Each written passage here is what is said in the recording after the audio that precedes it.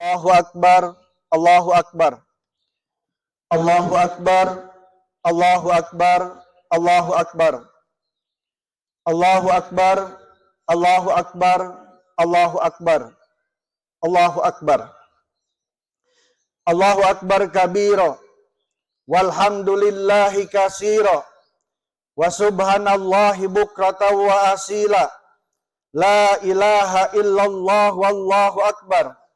Allahu Akbar walillahil hamd. Alhamdulillah, alhamdulillahilladzi khalaqal insan wa 'allamahul bayan. Asyhadu an la ilaha illallahul karimul manan wa asyhadu anna Muhammadar Rasulullah mab'usu bi asrafil adyan.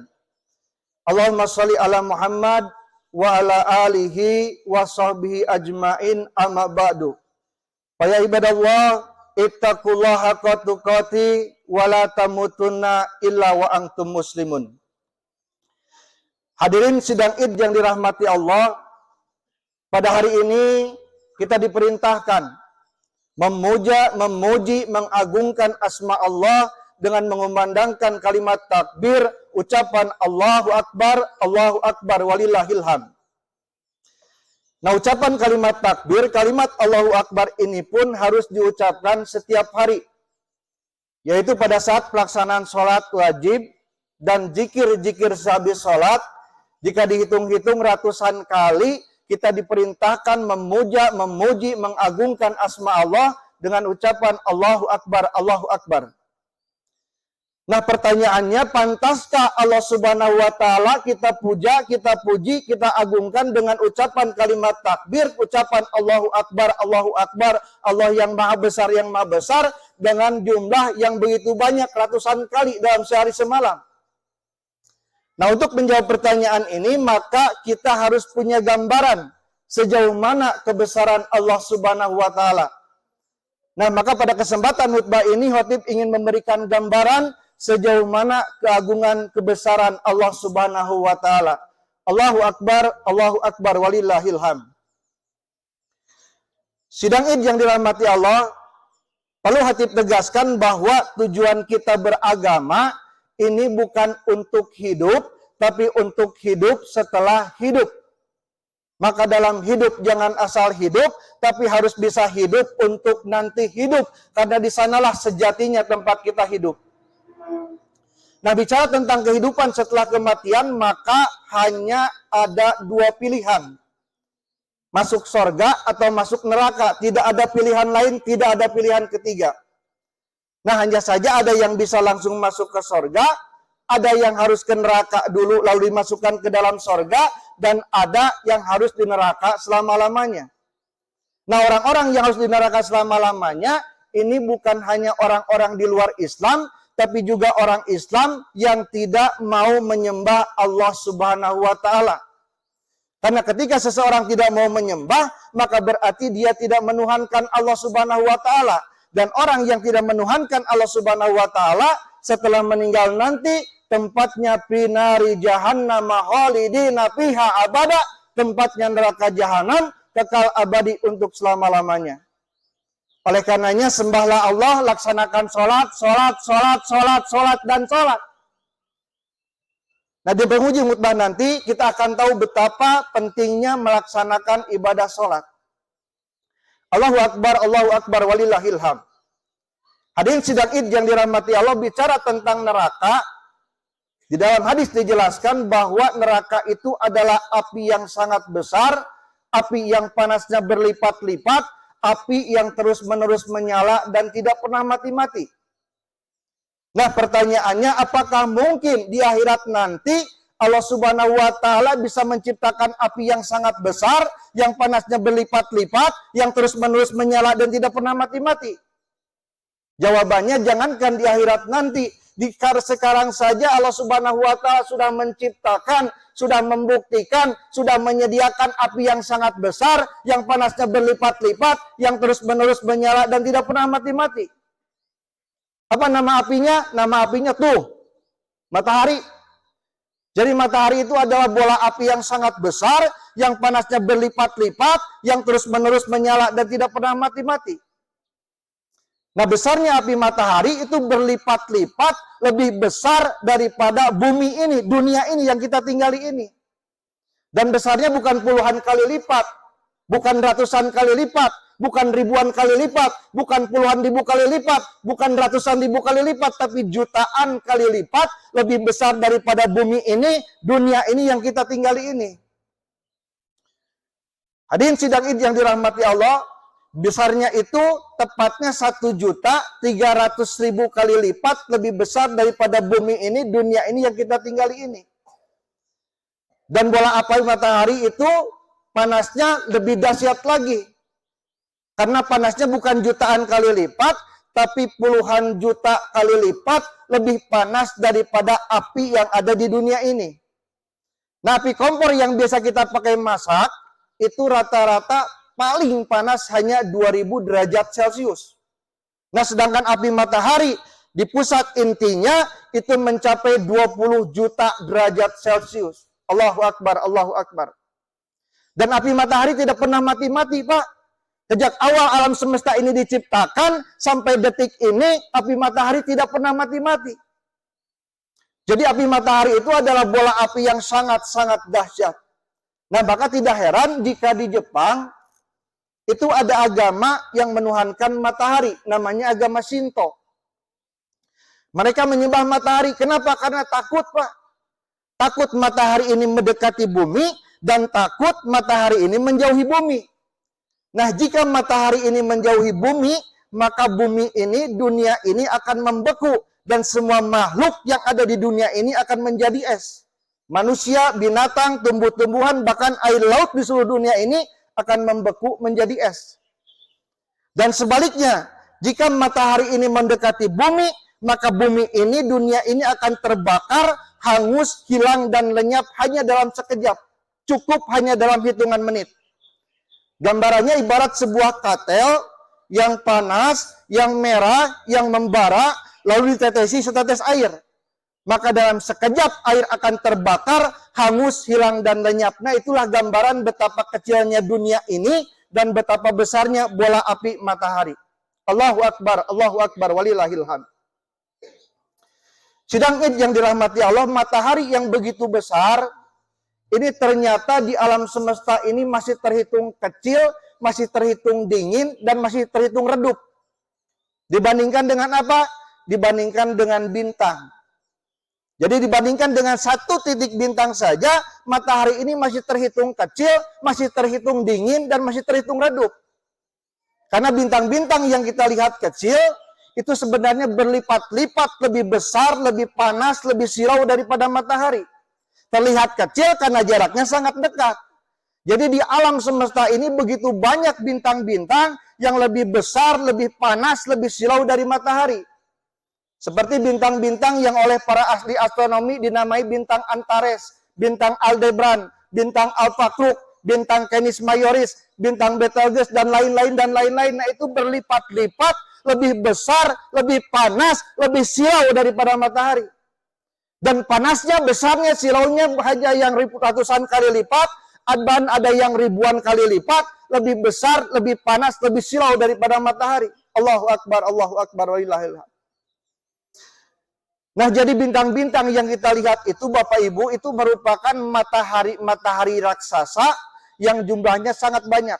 Itu merupakan matahari raksasa, dan matahari yang satu ini adalah bintang terdekat. Jadi matahari ini adalah bintang terdekat. Jaraknya matahari ke kita ke matahari itu hanya 8 menit kecepatan cahaya. Sedangkan jarak ke bintang terdekat saja, namanya bintang Proxima Centauri. Jaraknya itu 4 tahun kecepatan cahaya. Begini gambarannya, Pak. Kalau kita menyalakan lampu senter, lalu diarahkan ke matahari, maka cahaya lampu senter bisa sampai ke matahari, itu memerlukan waktu hanya 8 menit. Tidak sampai 1 jam, hanya 8 menit. Nah, tapi apabila kita mengarahkan lampu senter ke bintang terdekat saja, itu membutuhkan waktu sampai 4 tahun. Allahu Akbar. Jadi begitu jauh bintang itu, Pak. Itu bintang terdekat, bintang yang lainnya ada yang ribuan tahun, ada yang ratusan tahun, ada yang miliaran tahun, ada yang triliunan tahun, sampai tidak terhitung saking jauhnya. Allahu Akbar, Allahu Akbar, walillahi hamd. Hadirin sidang Id yang dirahmati Allah, untuk menghitung jarak jauh bintang saja, otak manusia itu tidak mampu, Pak. Apalagi menghitung jumlah bintang-bintang di alam semesta ini. Jumlah bintang-bintang di alam semesta ini tidak akan bisa dihitung oleh angka-angka. Kenapa? Karena jumlahnya jauh lebih banyak daripada jumlah butir pasir laut yang ada di seluruh dunia ini. Allahu Akbar, walillahil hamd. Nah, jadi butir pasir laut di seluruh dunia ini, Pak, ternyata masih bisa dihitung. Tahun 1980, Carl Sagan, seorang ahli astronomi dari Amerika Serikat yang sangat terkenal, dia mencoba menghitung jumlah butir pasir di seluruh dunia ini untuk dibandingkan dengan jumlah bintang-bintang di alam semesta ini. Jadi dia hitung panjang garis pantai dari seluruh dunia ini, panjang garis pantai dihitung, lalu dikalikan dengan lebar pasir pantai dengan asumsi 50 meter dan kedalaman 2,5 meter, lalu dihitung kubikasinya dan terhitunglah jumlah butir pasirnya. Nah, jumlah butir pasirnya itu ada 4 septiliun. Septiliun itu adalah jumlah angkanya ada 24 angka. Di atas 24 angka masih bisa dihitung. Ada septiliun, ada noniliun, ada oktiliun, ada desiliun. Nah, desiliun itu angkanya 34 angka. Nah, ketika dihitung jumlah bintang-bintang dikali galaksi, ternyata jumlahnya di atas 40 angka, sehingga tidak bisa disebutkan berapa jumlahnya. Dan itu pun bintang-bintang yang sudah sampai cahayanya, sehingga sudah terlihat. Yang belum terlihat tidak ada yang tahu, Pak. Bisa jadi 100 angka, bisa jadi 200 angka, bahkan bisa jadi ribuan angka, tidak ada yang tahu. Tidak akan ada yang tahu berapa jumlah bintang di alam semesta ini, yang tahu hanya satu. Siapa yang penciptakannya? Allah Subhanahu wa Ta'ala. Allahu Akbar, walillahil hamd. Hadirin sidang Id yang dirahmati Allah, jadi bintang-bintang yang kita lihat kecil, itu adalah sebenarnya matahari-matahari raksasa, matahari raksasa. Jadi kalau mau bertanya berapa jumlah matahari di alam semesta ini, matahari ini bukan satu, Pak. Matahari ini sangat banyak, jumlahnya jauh lebih banyak daripada jumlah butir pasir laut yang ada di seluruh dunia ini. Allahu Akbar, walillahil hamd. Jadi alam semesta ini sangat-sangat luas sekali. Sehingga bisa menampung jumlah matahari-matahari raksasa yang jaraknya dan jauhnya dan jumlahnya tidak bisa dihitung oleh sehebat apapun otak manusia, oleh sepintar apapun otak manusia. Secerdas apapun otak manusia tidak akan mampu menciptakan teknologi yang bisa menghitung jumlah matahari di alam semesta ini. Sekalipun manusia sudah bisa menciptakan roket, menciptakan rudal, menciptakan pesawat, tapi manusia tidak akan mampu menciptakan alat yang bisa menghitung jumlah matahari di alam semesta ini. Allahu Akbar, walillahil hamd.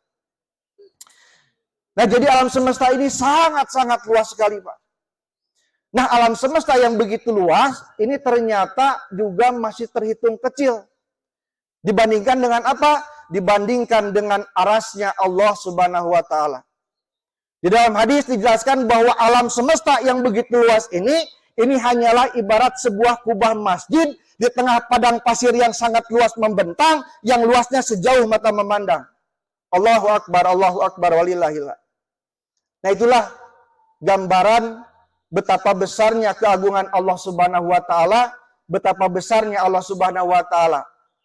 Nah, lalu jika bertanya, jadi kembali ke pertanyaan di awal tadi, apakah pantas Allah Subhanahu wa Ta'ala kita puja, kita puji, kita agungkan dengan ucapan Allahu Akbar, Allah Maha Besar, yang banyaknya ratusan kali dalam sehari semalam?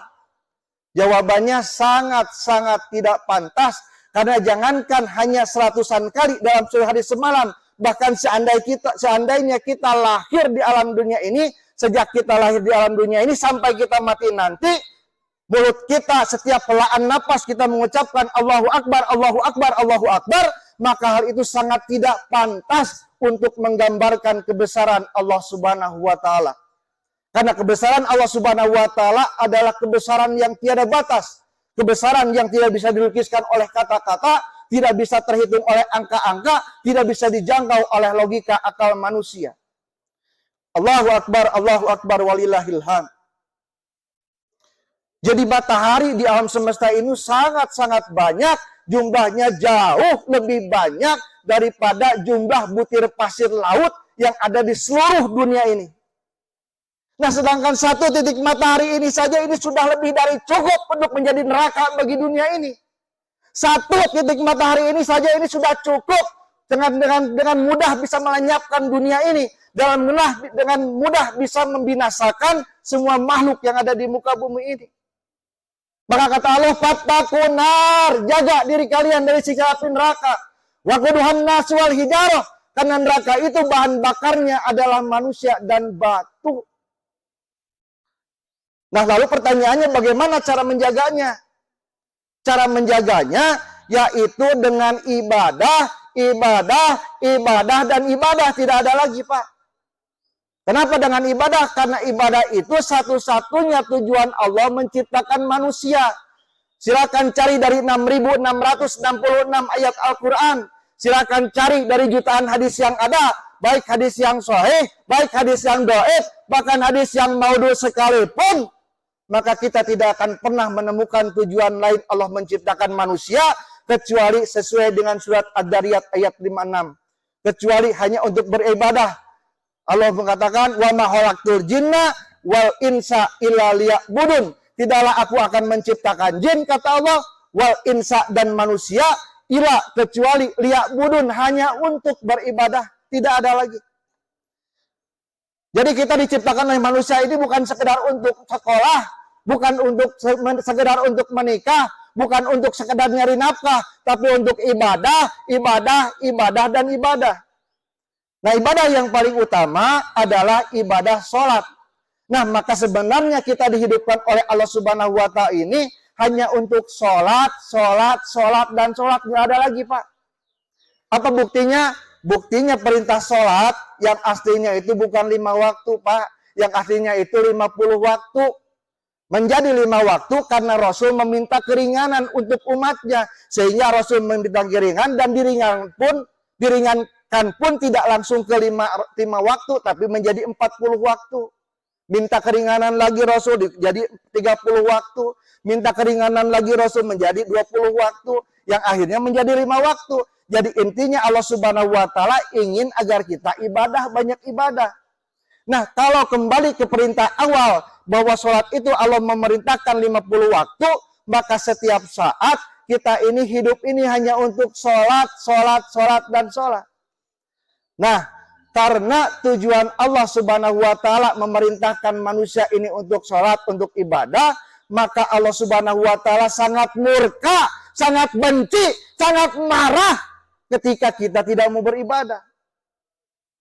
Jadi dosa terbesar itu bukan maling, Pak, bukan korupsi, bukan mencuri, bukan berjudi, bukan membunuh, bukan minum khamar, tapi ketika kita berani meninggalkan sholat. Imam Ibnu Qayyim Al-Jauziyah pernah mengatakan bahwa semua para ulama sepakat bahwa dosa yang paling besar di antara dosa-dosa besar adalah dosa meninggalkan sholat. Dosanya lebih besar daripada merampas harta, artinya maling, korupsi, merampok. Lebih besar daripada merampas jiwa, artinya membunuh. Lebih besar daripada judi, minum khamar, bahkan berzina. Nah, bahkan dalam buku 30 kisah teladan karangan Syekh Abdurrahman Ar-Raisi, buku tersebut tebalnya ada 12 jilid, 12 buku. Di dalam buku tersebut ada hadis yang mengatakan bahwa dosanya orang yang sekali meninggalkan sholat sama dengan membunuh 70 nabi, lalu membakar 70 Al-Quran, lalu berbuat jinah dengan ibu kandung di dalam Ka'bah. Naudzubillah summa naudzubillah. Nah, kembali gitu Bapak Ibu sadaya, tong hilap kedah kersa ngalaksanakeun salat, wayahna kedah kersa ngalaksanakeun salat. Margi Allah berfirman, "Fawailul lil musallin", cilaka ka jalmi anu salat.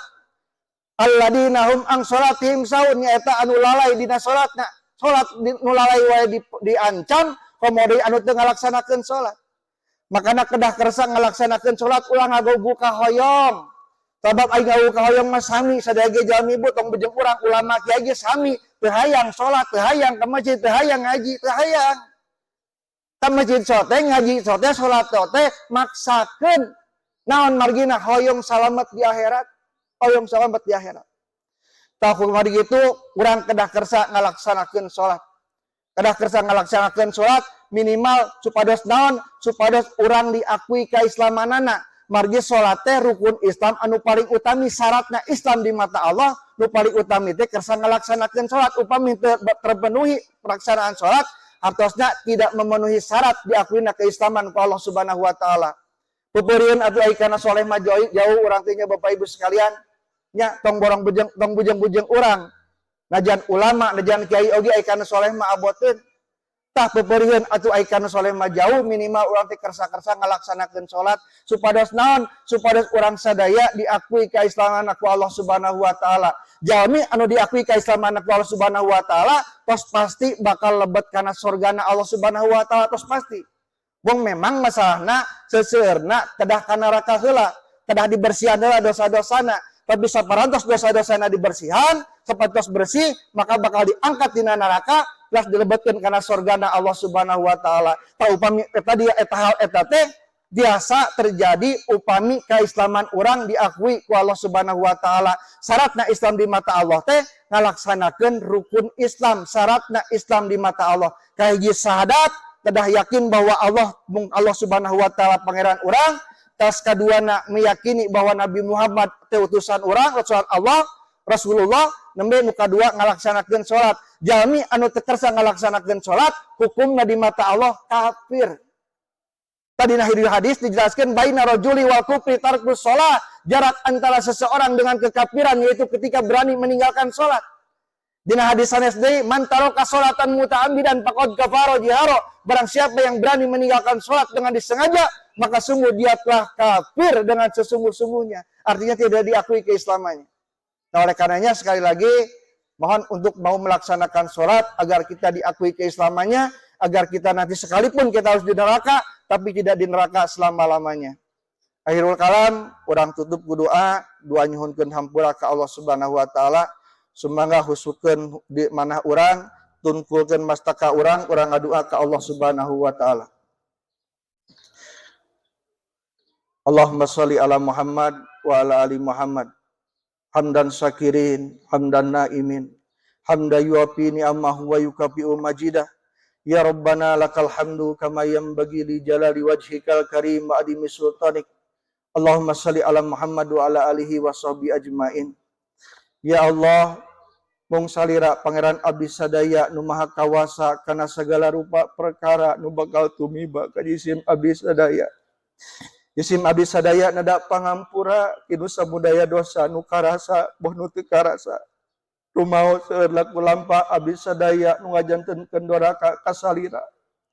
Oge seueur laku lampah abdi sadaya nu ngajantenkeun doraka ka ibu rama, ka kulawarga, ka tetangga, ka baraya serta ka manusia sanesna. Kukituna ya Allah, ti luhur sausap rambut, ti handap sausap dampal abdi sadaya nada pangampura tinu samudaya dosa abdi sadaya. Lungsurkeun rahmat pangampura salira kanggo ibu rama abdi sadaya. Bahaikeun rahmat kadeudeuh salira kanggo kulawargi abdi sadaya. Bahaikeun rahmat salira rahmat anjeun kanggo abdi sadaya.